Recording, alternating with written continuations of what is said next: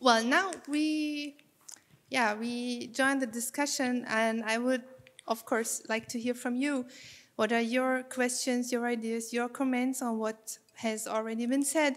But perhaps do me a favor, and perhaps that I try to make a little connection between your lectures. What came to my mind, I just put this away.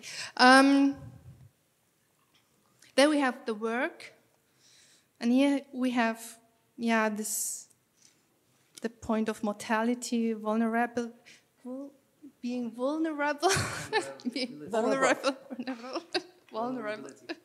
and the brain, and just trying to make the connection is, Max, when you tell us about these click workers, biohackers, and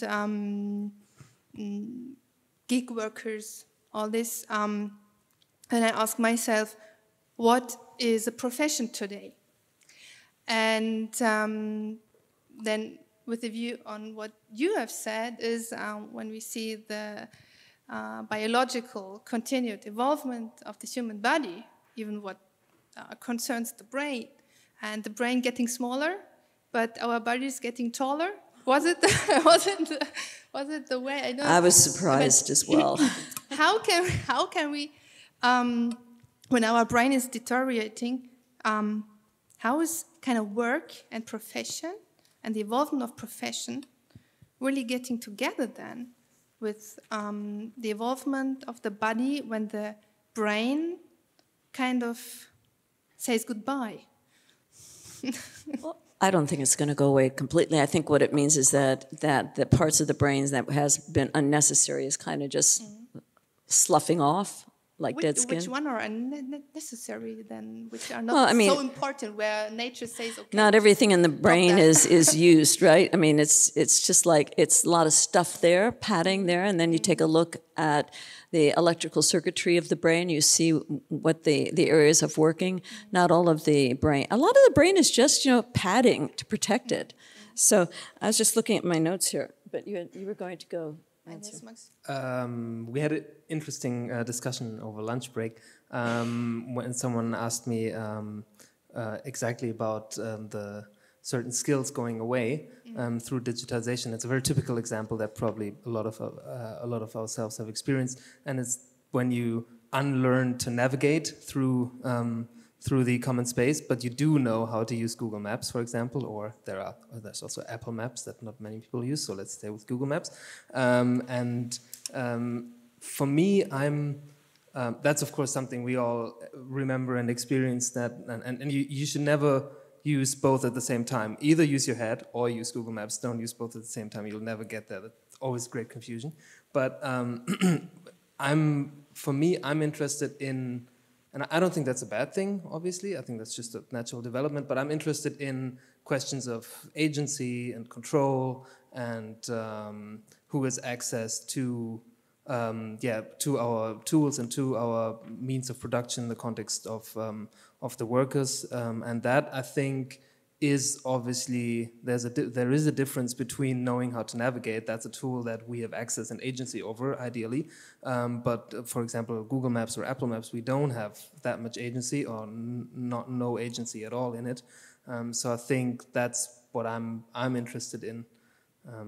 When it comes to these developments. We talked about this earlier, and I think a perfect analogy is last night I was trying to get you my PowerPoint, and I kept on saving it, and it would say, you can't save it, you don't have access to save it, so I had to keep on renaming it. And I didn't, then I go look for it, and I couldn't find it. My computer was set on, this new computer, and a little one, just a teeny little thing, I don't know what it's called, but it was sending it to the cloud. I didn't give it permission to send it to the cloud. I thought I was saving it on my desktop, so each time I go back there, and it wasn't the version I saved last, and I couldn't find it anywhere, and it's gone up in the cloud, and then I tried to get access to the cloud, and it says you don't have rights. So it's that type of thing with new computers, and we keep on needing to get new devices all the time. There are certain rules and regulations that we need to be told when we buy them that we're not. So they think that you already know what to do. Well, darn it, I don't know what to do. And it's exceedingly frustrating. Yeah. Hearing your great presentation, I was wondering, when it comes to this new technological step and to the transhuman and these developments, who are the companies, individuals, organizations that, in your mind, are pushing this forward and are going to be the big corporations or organizations or groups that we need to look at, and their ethical approach to implementing this technology? Really a great question. I think this is really important, especially for anyone taking a look and wanting to know and then wanting to invest or not invest. Okay, number one, if you're looking at genetic engineering and looking at gene therapies, whatnot, I would stay with Craig Venter on that, because he has a reputation, he's got a Nobel Prize, he's done well, he's using AI smartly, and from anything I've ever read and seen, a reliable scientist. Okay, Michael West in South Bay of San Francisco, he just got money from an angel investor, venture capitalist, Jim Mellon, a billionaire, who invested in HX for stem cells. And those stem cells would not be embryonic stem cells, which Dr. West had been a proponent for years, but they're not as good as, they're not as pure as newly developed stem cells. So that would be another one. So those are two. There's a company in Silicon Valley called SENS, run by Aubrey de Grey, and they have incredible research. And one research area that I'm most interested in is their mitochondria, because, as I said during my speech, that we're not human alone. We never have been. We have another organism that we rely on, so then we need to not only check our own DNA, we need to know the DNA of the mitochondria. Maybe our DNA is great. Maybe we inherited great genes, long life, healthy, but our mitochondria is screwed. Maybe it's got bad DNA. So that's something that's being researched, and fascinating topic. Dealing with artificial intelligence, that's a tough one. It's most narrow AI, anyone and anywhere. Narrow AI is here. It's been here for a long time. But when we're thinking about where narrow AI is going, which would be artificial general intelligence or strong AI, then I would think that the jury's out on that. I can't tell you, because I know too many people working in AGI, that's bottom up, the AI learning on its own rather than being given a task to do. All we have is AI. It's pretty smart, but does tasks that we assign. So that hasn't developed yet to where I would say there's any group or organization that's really looking at it, except out of maybe some of the universities, Carnegie Mellon, probably Stanford, Harvard, MIT, those schools, and I don't know in Europe which schools. Nanotechnology, always I would say Eric Drexler, he's at Oxford right now at the Future of Humanity Institute, and he's an honorable person. He created the field of nanotechnology, and he was in his PhD at MIT some years ago, and his book, if you haven't read it, it's a wonderful book. It's called Engines of Creation, and it's all about artificial intelligence, nanotechnology with artificial intelligence and where it will go, and the future of molecular manufacturing, which would be a paradigmatic shift, which I didn't mention in my talk because I didn't want to go too far. But Peter Diamandis, y'all know Peter Diamandis, the X Prize, heard of the X Prize, Mission to Mars, all of that. In any case, he's working, so that's X Prize. It's located in Culver City, California, but it's a global. They have X Prizes around the world, and they look at needs of people around the world, like environmental climate change, aging in people, clean water, solving desalination of the ocean's water so we have more water supply since we're having an issue there. So I would say find the primary sources, the companies. Okay, I know you're waiting for me to say Google, okay, because Ray Kurzweil is at Google. Google's doing some really good work. In fact, it teamed up with the Brain Project, Blue Brain Project, which most of you have heard about. I would say for all the fear people have about Google, they have a really smart scientific team there. So and Google doesn't want to run the world. It doesn't want to eat up everyone's brain and take over. That's not what Google is planning to do. Natasha, when I listen to you, then I guess one of the most important aspects we are talking about is, in fact, control. When you tell me, or when you tell us here, that it's not about perfection, and this is something I asked in my welcome words, is it about perfecting the human? But now what I rather understand is it's rather enhancement is okay, perfection not really, because it's a loser's game, as you say. And with the enhancement, having the control, always have the control, and it's with this working processes you have represented, and I think you try to explain to us about this future human who, you told much more about this balance between having control and not losing being humane, and striving for enhancement of their own body that is so vulnerable, is kind of a very important goal for your image of transhumanism, as I see so. And so the point is, this control we, in fact, have here before us, it comes from so many perspectives. Control over the body, control over work, control over our protecting oneself. Being really protected means being offline. That means being protected against digital hacking and all this kind of, control is something in this kind of global world we have that seems to be, with all these aspects we have already come to a point here, control becomes a word that is so monstrous, because the image of control really gets very I think blurred. you're looking at it as a German. I think that Germans, I mean, it's going to take a long time to get over the whole Nazi nonsense in eugenics. In fact, the Nazis ruined the term eugenics. Eugenics wasn't even a bad term until the Nazis coerced people through control over them. I think we need to look at control differently than the way perhaps you're prefacing it. It's not about control. It's about being aware, being mindful, being careful. Yeah, I think careful is better than control. We can't control anything in our lives. I thought I could control my flight coming here. I didn't know I was going to end up here in the middle of the night. I thought I'd come here in the afternoon.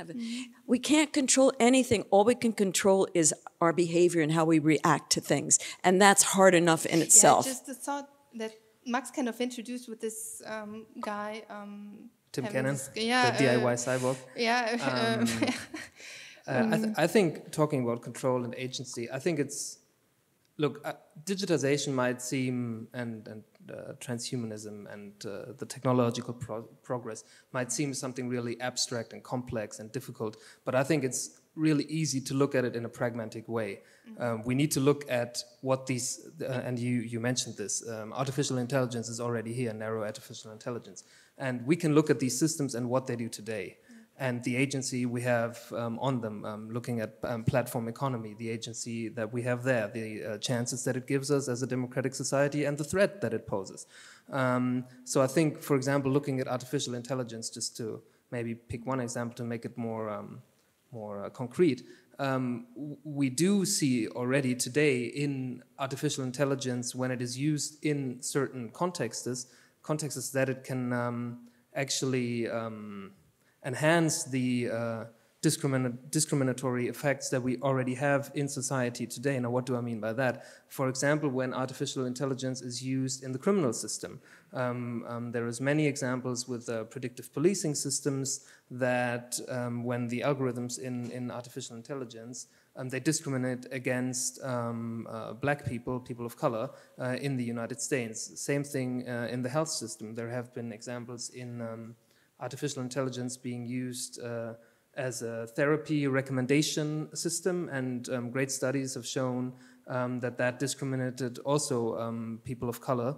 In some other cases, it discriminated against gender. Same with the design bias that we have in some medical studies. So there are many examples today where we can see that this is not always being used in a type of way that we have agency and control, or that it supports the democratic and equal values that we want to see.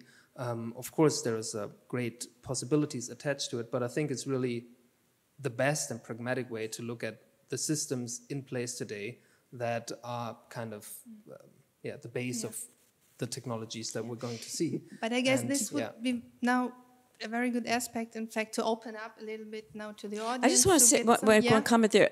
AI, that advanced narrow AI that is taking data and assessing it and strategizing with it, is using its data. It's not discriminating against black people in the United States. Women are far more discriminated against, believe me. And what it's looking at is crime rates and joblessness and who is on disability and who's on welfare. And it's known that the United States is pretty much a welfare country. People just go on welfare because they can't, or they don't want to work, or they'll take care of children, have more children so they can stay on welfare. That's a problem, and it's usually within a certain demographic. All the AI is doing is picking up that demographic. So the way to help that is to get in and bring better STEM programs or STEAM programs into those areas and help them. It's like it's a wheel that needs oiling, and it's not getting oiled.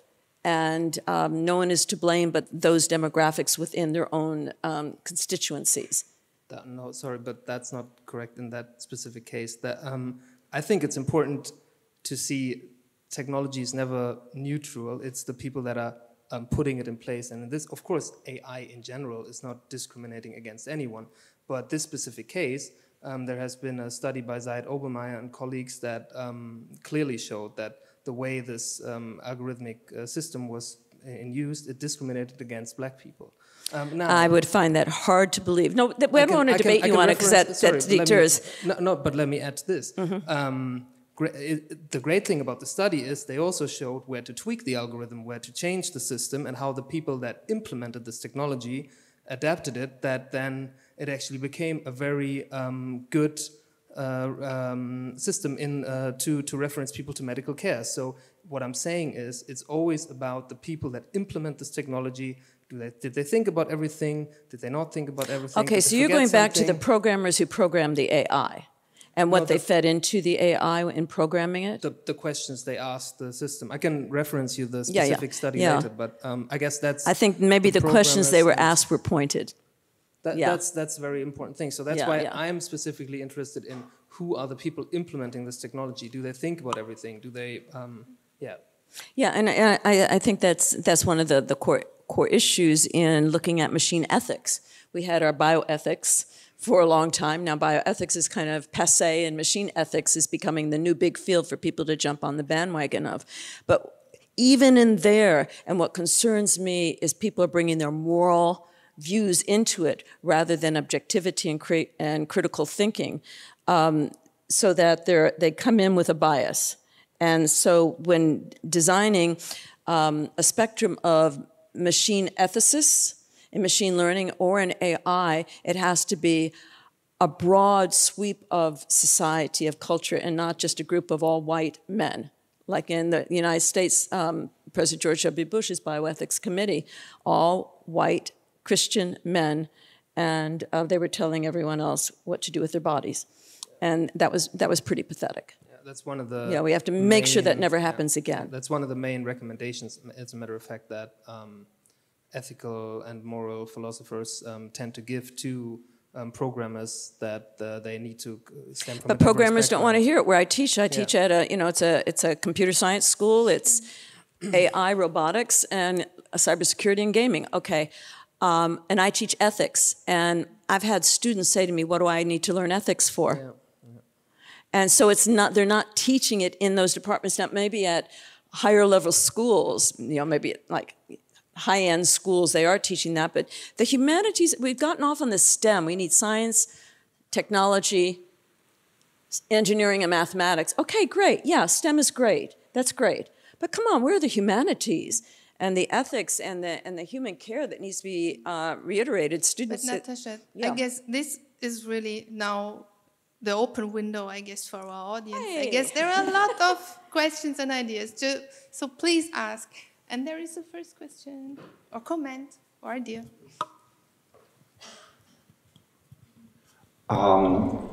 Thank you very much for a very entertaining, informative 3/4 of an hour. The question you have just been discussing, or actually kind of circling around, I think is one of the core ones, namely, quis custodiet ipsos custodes, who will protect us from our protectors? These programmers that you teach, hopefully some ethics, that's very rare in physics departments and engineering schools, they create these biased systems not necessarily by mistake. It could be that they transfer their inherent biases without really realizing it. It could be that they do actually make mistakes. The famous example of this Google facial recognition system that automatically, when it saw a black person, classified as an ape. It was because it had learned from an image database that only contained white faces. So it's possible that the people that create these algorithms that we are increasingly dependent upon are simply doing a bad job, or maybe actually doing it on purpose. How do we protect ourselves? How do we actually, is there any way that we can control the controllers? Since most of us lack the necessary computer science skills, we can't really know whether this is a reliable system or not. That seems to me to be a basic problem with the whole system. I think you're looking at, the bigger issue and one of the biggest issues that we all have to face, and all of us have to face it. So then we need constituencies, and we need to, it's like marching the streets. Grassroots is the best way to deal with it, because we can't go through our politicians because they don't know. And then you don't want to build more nonprofits to do this, because then, the best thing is for people to write about it in every field and to pull in anthropology. Anthropology is a great field about the history of culture and the interworkings of culture, and to like technological anthropology would be really important to see some of the mistakes, like the one that you mentioned, and that was brilliant that you mentioned that. I mean, whoa. It's just like I was talking about the bioethics committee, all white male Christians. Nothing wrong with white male Christians, but not for one whole committee. So on a committee, you need diversity and to look across spectrums and to have a voice there. But you're not going to get the cybersecurity department or the ACS, Advanced Computer Science Department, to do that. It has to be the schools that bring it in. I guess someone really smart writing a book about it would be really good. It seems like that's the way we get the most attention. What do you think? Well, I think that we are having a debate globally now about regulation, political regulation of technology, of biotechnology. That's definitely what we're seeing in Germany right now, going back to the content. But you guys are using the precautionary principle, which is a no-win situation. Sorry? You're using the precautionary principle, which is a no-win situation. It's like, if there's any ounce of possibility that something could go wrong, then we have to stop it. You guys freak out here. I mean, and Europe really needs to get its act together and start getting its head out of the sand. Come on, don't you agree? I would say that's a bit too, how do you say, it's a bit too general about the whole of Europe and the whole of Germany. For example, interestingly, the example I was just going to talk about was content moderation. Interestingly enough, the first law that was passed, I'm not going to bore you with political details, but this is very interesting in this case. The first law that was passed here in Germany to regulate that actually put the emphasis to solve it on the companies. So it said basically, Facebook, Google, etc., you need to pay a very high fine if you don't delete all the harmful illegal content from the platforms. Didn't work out. So now they're reforming that law, and they're trying to kind of take it back into the hands of the state, I guess, to a certain degree. And I think it's a good thing that we're having policy discussions and political discussions. I would probably disagree with you that I would say that's no good when it comes to policy. However, having seen the, for example, Mark Zuckerberg hearing in front of the committee in the US and the only very few technological smart questions from the senators, that was very disappointing, obviously. But I think there is good younger politicians coming up that know about technology, and I think that's one of the best tools we have going forward, because when we all know how we dependent are on these algorithms and what these platforms offer us, I can't elect or unelect Mark Zuckerberg or any other representative if I disagree with how they lead their platform. You can say could delete Facebook. Still, Facebook will have impacts on the society that I live in if I'm a Facebook user or not. But I can elect politicians that change laws that But it's not the politicians who change laws, it's the populace that change laws. But I think that goes hand in hand in a democracy. Oh boy. Okay, this discussion now is going very far, and I must handle this now also in terms of time. I guess we have one question. I would take this one question, and please answer short. We do our best. We have so much fun talking. Yes, this is great. This is great. You can do this time even earlier today. I mean, we could go on for years talking.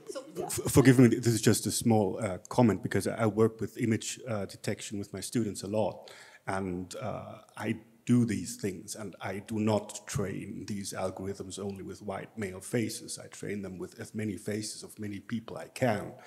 But it is true that people with dark skin often get mischaracterized, and that is not a racist algorithm. The problem is that the simpler algorithms, they depend on the ratios in the face and the distances and all those things. And if you don't have good lighting and if you have a bad camera, those ratios are harder to detect with a person who has a darker skin. And by the way, the same problem occurs not only with people with dark skin, but also with people with extremely light skin and red-headed people. So there is this. No, I can talk to you about that later. I don't want to prolong the time. Thank you. That was want to respond shortly. I'll just say something, and this is on topic but off. People with dark skin have healthier skin, less cancer, more collagen in their skin, whiter, stronger teeth, stronger bones, and far more athletic. Okay, so I'm being funny here, but it's true. You know, maybe they're discriminated against by certain algorithms that point them out because of the programmers or whatever, but if truth be told, in real time, dark skin is far more healthy than pale skin.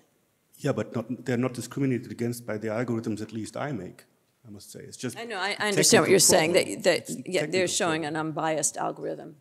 Good for you. I applaud you. Wonderful. Yeah, that's the scary thing, right? I'm afraid we did not have a good answer to your question, but if we were to have one, then we probably all wouldn't sit here. So I think that's probably the question that's gonna haunt us for a long time now. But I think that everyone here, come on, what can we do? Okay, you know, it's like each one of you has an opinion or a thought about what could be done to deal with this if we're relying heavily on AI, narrow AI at this moment, which is just going to get smarter and smarter, but still say narrow until a paradigmatic shift becomes sapient and sentient. So at this point, do we have machine ethicists? Who votes on the machine ethicists? Do you trust your politicians to vote on them? Do you trust your academics to vote on them? Now remember, academics get tenure. Academics have to write papers for most of the universities that they teach at. Those papers have to be published. Those papers have to bring in money to the university. So there's not so much objectivity in academics as we would like if they're that type of school structures. We've seen this over and over and over again. So where do we go to get the reliable sources and information? I would not go to a biohacker. I mean, someone who's going to cut into his body and put a computer in there without seeing a doctor, to me, needs to have his head examined or her head examined. But putting that aside, what do we do? And that's the question. But I would love, does anyone have any idea of what the populace that we could do rather than relying on what's very interesting is just to enhance my very German thinking about control is then the thing about trust. And this is very interesting, Tim, that you brought that in now, because people like this, what is his name? With the DIY cyborg, he calls himself. Geklöppelte Cyborg. These people, they don't trust. That's why they do this DIY cyborg. And there, I guess we have a lot of perspectives here, and this not trusting algorithms, not trusting platforms, not trusting technology, and then we have the perspective where there is the habit to trust. And I guess this is a... I know everyone wants to go into the coffee break, probably. Yeah, we need a coffee break, and we can talk about this let me just say one last thing, and that's maybe not so pessimistic as well, because we're all on a very pessimistic note at the moment, I feel. I'm not. Okay, but no, this is a very extreme example. This DIY cyborg. However, there is a very lively and big civil society movement. For example, in Germany, you have the Chaos Computer Club, a hackers organization, the ethical hackers organization, and you have many other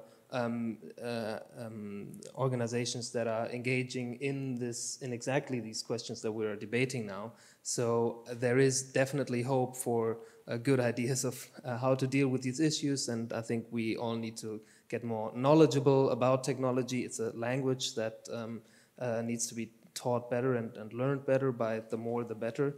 Then the discourse gets more informed, and then we can have more informed decisions. And so I think there's many chances of solving this as well, and using the great possibilities that this technology obviously has. Can I just quantify something he just said? When you talk about biohackers, I think the audience needs to know, if you do, then just shut me up.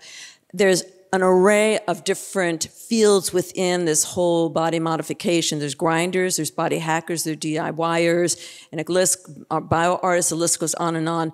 I was in that field in the 1980s and the 1970s. I know it quite well, and there's no way in hell I would put a computer in my body without the supervision of a doctor with someone there that would guide me logically. And that is my concern, that if we have a group of people thinking they can manipulate their bodies without, I mean, I've had a scientific breakthrough. I'm not going to go in a lab without any scientific experience and start cutting up animals. I mean, you have to study the field and know the consequences of it.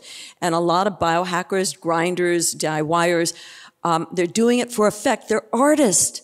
This is their manifesto. They're taking their rights back from the doctors and the politicians and everyone. And that is great. There's a great emotionality to it, being an artist and doing that. But then you grow up and you get 70 and you go, wait a minute, my brain is deteriorating, my body is going, I need to think about my life. And this is old world thinking, I know, but it's true that when you're young, you think you're immortal and you can cut up your body, do this, that. And an example is Stellark, who I'm sure you all know and love. Very different, someone I admire. He cloned an ear on his arm. He did it without the correct supervision of a doctor. It wasn't a good idea. So when you're doing DIY, be careful. Just be careful. And the bottom line there is we're all DIYers. We're all hacking our bodies. You take a vitamin, you're hacking. You do hormone replacement therapy, you're hacking. You have any type of DHEA, you're hacking. Anytime you mitigate any type of adversity in your body or your brain, you do yoga, you're still biohacking. So there's degrees on it there. But when you get to the extremes of it, and they want to be the voice of reason, I would step back and pause for a moment. Okay, Natasha. Great point there. But, well, tomorrow we will have a lecture that will be perhaps a bit shocking about transability. Because this is even this goes much farther than any DIYer perhaps would go, and a very different perspective. So I would say that now we get a coffee and argue a bit more about these things. I guess this is great that we could put this all now in the pot and really start it. So really, thank you so much for your lectures and for this talk, which really was tough already. Thank you so much.